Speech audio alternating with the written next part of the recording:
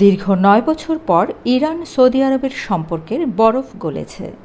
গাজায় ইসরায়েলি হামলার সূত্র ধরে স্থাপিত হয়েছে কূটনৈতিক সম্পর্ক। তারই ধারাবাহিকতায় গত ২২শে এপ্রিল সোমবার পশ্চিম এশিয়ার এই দেশটির ৮৫ জন মুসল্লি ওমরা পালনের জন্য তেহরান থেকে পবিত্র মক্কাতে যায়।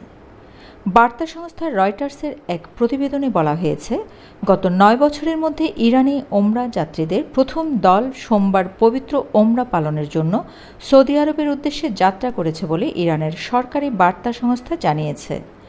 মূলত সাম্প্রতিক সময়ে মধ্যপ্রাচ্যের এই দুই শক্তিশালী দেশের মধ্যে সম্পর্কের উন্নয়ন হয়েছে।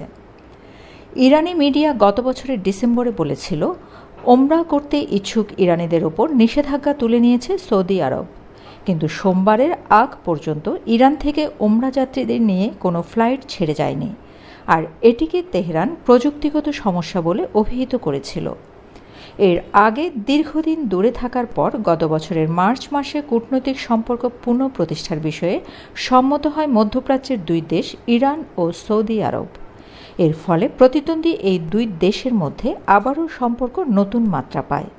আর উভয় দেশের সম্পর্কের অগ্রগতির পেছনে মধ্যস্থতাকারী হিসেবে ছিল চীন।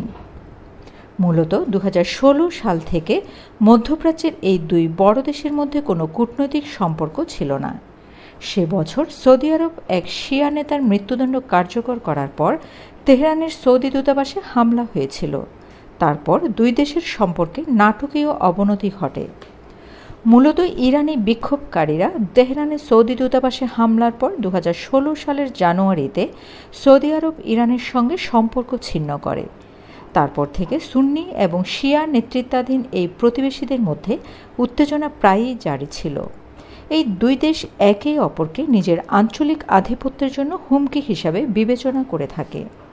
এছাড়া সিরিয়া এবং ইয়েমেনের গৃহযুদ্ধ সহ বেশ কয়েকটি আঞ্চলিক সংঘাতে ইরান ও সৌদি আরব একে অপরের বিরোধী পক্ষ হয়ে কার্যত পরোক্ষ লড়াইয়ে নিয়োজিত ছিল।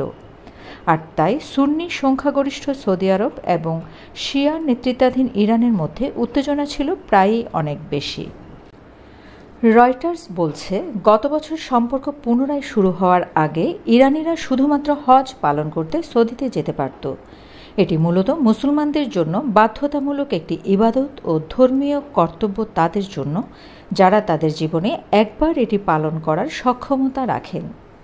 এছাড়া হজ অবশ্যই বছরের একটি নির্দিষ্ট সময়ে সম্পাদন করতে হয় এবং সেটিও আবার কঠোর বার্ষিক কোটা সাপেক্ষে। অন্যদিকে ওমরা বছরের যে কোনো সময় করা যেতে পারে এবং মুসলমানদের জন্য এই ইবাদত বাধ্যতামূলক বলে মনে করা হয় না।